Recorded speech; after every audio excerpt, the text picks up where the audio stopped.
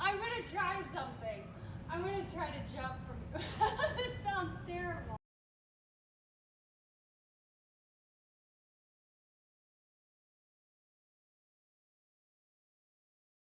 I want to tell you a story about a horse that I had, and I wish I had her back now, knowing what I know now.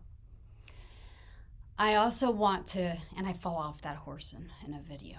So I also want to talk to you about Dr. Berg. We're going to listen to his video right now, and I want to talk to you. I'm going to cut him off at certain points and talk to you a little bit about how I believe and I have experienced how boron and iodine help you.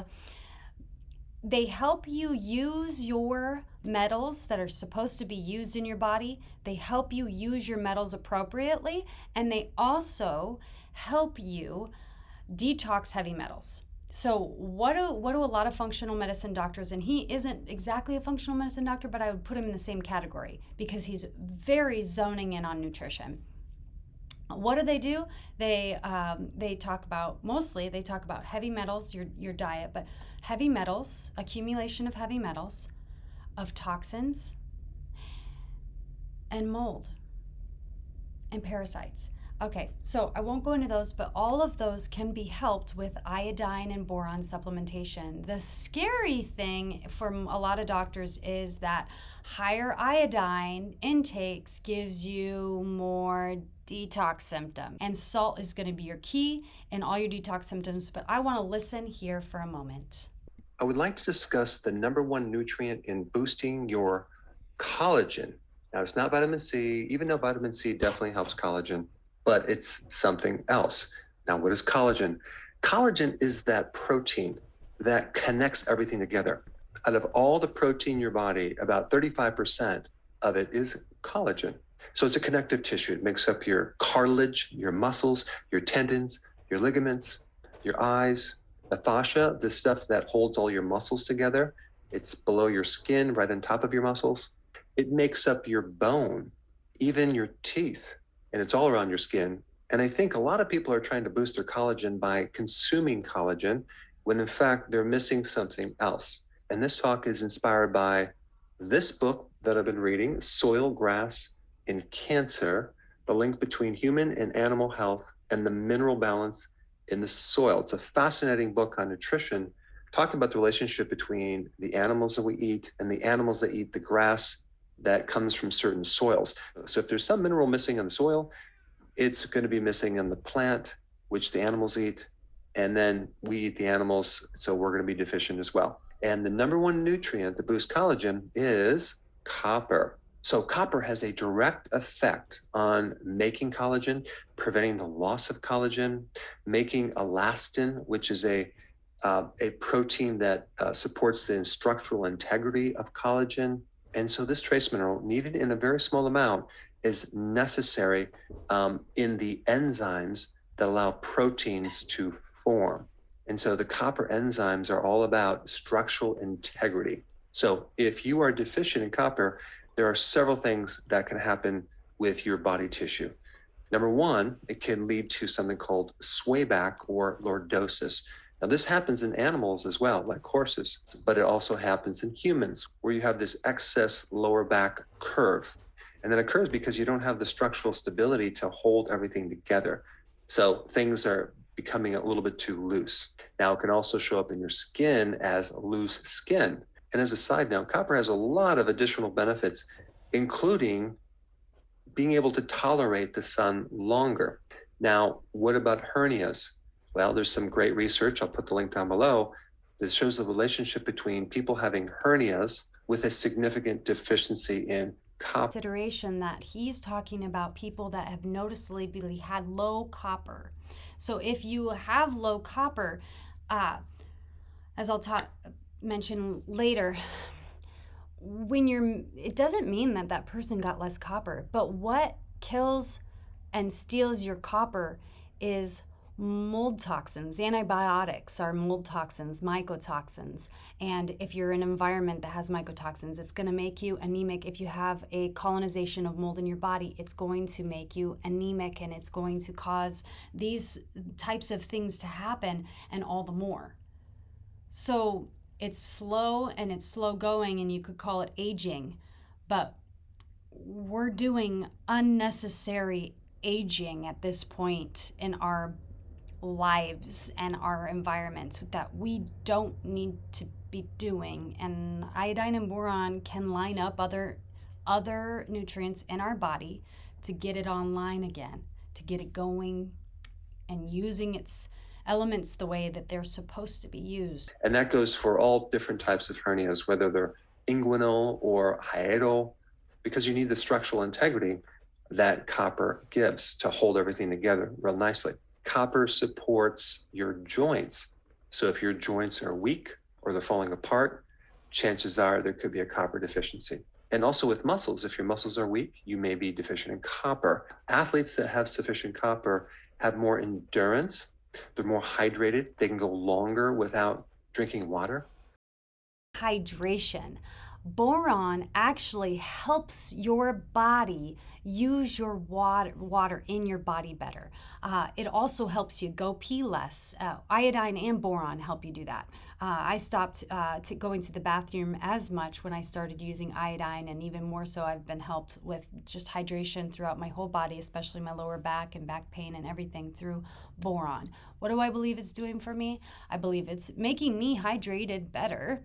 And it's making my cells function better because it's getting rid of like toxins and heavy metals and the burden that is all in our bodies. And it's just, in these times, it's just attacking us really badly. Anyway. So just think about exercise and the involvement of collagen and connective tissue. I mean, you're talking about joints, muscles, everything. Your lower back discs need copper to make them very, very strong. Your blood vessels need copper to prevent things like varicose veins. So those are all the things that connect copper to collagen. But let's talk about some other benefits of copper. If you have an iron deficiency anemia situation and you don't have enough copper and you take iron, you're not going to be able to fix your anemia. Copper is really necessary with your immune system, your white blood cells, as well as the size and shape of your red blood cells. If you're deficient in copper, you can have a disorder where you're sweating excessively. And copper is also involved with melanin, which gives you that pigment. So if you're deficient in copper, you can gray prematurely. Copper also supports the brain, and it can help you keep your balance in the dark or when your eyes are closed. So if you close your eyes and you feel dizzy or disoriented, that could be a copper deficiency. So let's say, for example, you're going to take a shower and you take off your shirt. That momentary lack of light can affect your equilibrium and your balance. Having enough copper can also keep your uric acid in check. Copper is necessary to detoxify fluoride. And by the way, the more fluoride you have in your body, the less copper you're going to have. Fluoride happens to be an observation of more fluoride in the bodies of those with low copper, because iodine and boron both help you detox from halides like bromine and fluoride and chlorine that aren't supposed to be in your body, and helps escort them out and put iodine in its rightful place. Up feet. And that could be because it helps you transport iron, which is necessary in hemoglobin. All right, so now what are the foods that are high in copper? Liver, kidney, oysters, shellfish, shiitake mushrooms, and sesame seeds. Now, what are the common causes of a copper deficiency? Well, probably the biggest cause is that we just don't have enough copper in our soils, which then translate to a copper deficiency in the foods that we eat. I do believe that we have less copper in our soils because of some like glyphosate. It chalates and uses up our copper, and other things destroy our copper, even fungicides. I mean, a lot of them are mycotoxins, and glyphosate operates just like a mycotoxin. It's like they transform this mycotoxin and then put it out as glyphosate. It's weird. It operates like a mycotoxin. Anyway, won't get into that on this video, but yes, I believe that we have less copper, but then we wouldn't see an accumulation in the veins of Alzheimer's patients of copper. And we wouldn't see accumulations in the cancer patients of copper in the tumor.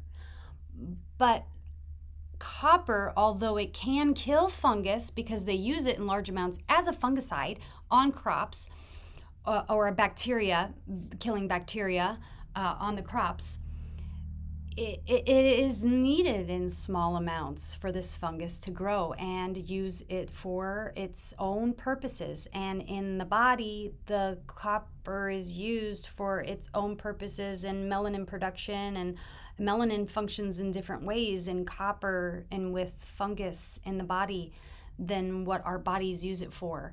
Melanin production for our own purposes is very good. For the fungus's purposes, is not good. You're also going to see a copper deficiency after gastric bypass surgery. You can also get a deficiency if you take too much ascorbic acid, okay, which is part of the vitamin C complex. Normally, copper is supposed to be part of the vitamin C complex as an enzyme, but if you're taking just a lot of ascorbic acid out of the normal complex, that can create a deficiency of copper too. Now, another common cause of a copper deficiency is by someone taking too much zinc. And so recently, a lot of people have been on the bandwagon to take a lot of zinc. And they've probably been taking zinc out of the complex of a lot of trace minerals, including copper. And taking too much zinc over a period of time can throw off your copper ratios, having you be deficient in copper. So too much zinc can lower copper, too much copper can lower zinc. Both zinc and copper work together. And this is why I always recommend that you get your trace minerals in a complex. Too much sugar, especially fructose, can create a copper deficiency. Alcohol can create a deficiency, as well as consuming too much fiber. Now, I'm not talking about the fiber from your foods that come with these trace minerals. I'm talking about all these new functional fibers that people are adding in the so-called keto-friendly bars or different foods. Now, since we're on the topic of collagen, and probably a lot of people are interested in anti-aging, I think the next video for you to watch would be this one right here. Check it out. Say thank you, Dr. Berg, for challenging the norm, diving in, and becoming a researcher that is a doctor. We need more doctors that are researchers and researchers that are doctors. Thank you. But a lot of those things came from the realization that somebody was low in copper. So if they're low in copper, then it doesn't mean that they're not getting enough copper. It means that it could mean that. It could mean that they're not getting enough copper, but oftentimes it's not being absorbed or something dislocating it and putting it somewhere else, like we see in Alzheimer's. Alzheimer's, there is accumulation in the brain, in the blood vessels of copper, sadly. And there's accumulation in other diseases of copper, and it's really ceruloplasm is depreciated. Iodine helps increase ceruloplasm, and ceruloplasm is what loads and helps make blood and blood flow and everything. So when I started supplementing with iodine, where I have usually had cold hands, cold feet, my hands and feet were warm. I could go to bed without wearing socks. My body wasn't as frigid. I was less tense. My muscles were less tense. There's so many things, but I won't go on and on about those. I want to get to this horse that I was going to talk to you about. So I had someone come to my house, and I was going to sell this horse because I did not feel like I was going to be able to handle her, and she needed a little more work. I felt like she was very well trained, but she was bucking me off. And it was more of like not a buck, but like a crow hop is what they call it.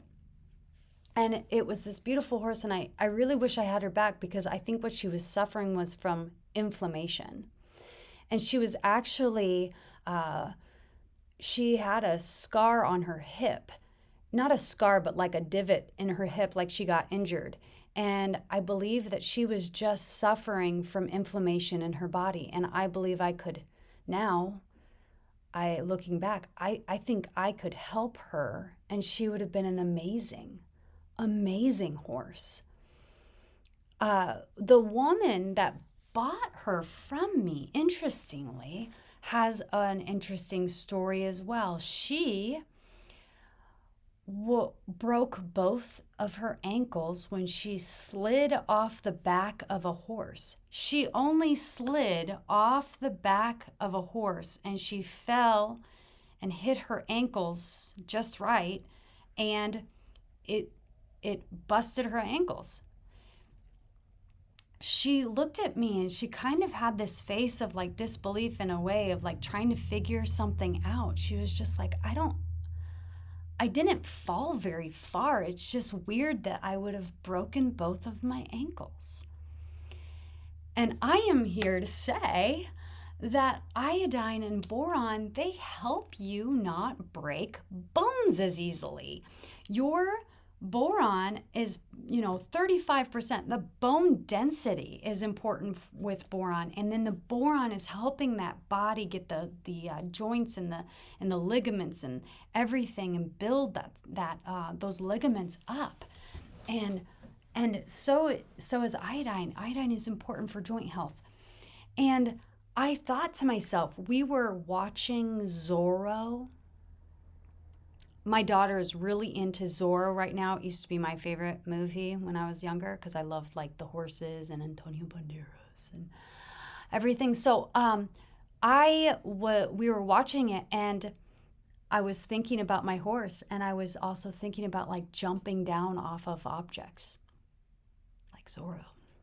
And I know that as I've gotten older, I have jumped off of chairs and felt pings of pain in my feet that when I was younger, I didn't have that sensation. I would jump off a log and jump off the air, or jump off from a tree, or jump here and there, and I would never feel pain in my ankles at all, like a stinging, like shock pain, and I was thinking, I bet I don't have those pains anymore. And I thought, okay, all right. So I jumped off of my mom's counter. I did not have the pain. So I went outside and I jumped off some steps onto cement, and I did not have the pain. And then so I decided, well, I'd like to jump up from like a certain height, and then so I decided to do it in Walmart, and I may have been deemed a little crazy. All right, guys, that's all I have for you right now. Thanks for watching, and I hope that you have some confidence and some curiosity about iodine and boron, and that you guys can heal some of your connective tissue along with everything else in your body. Bye.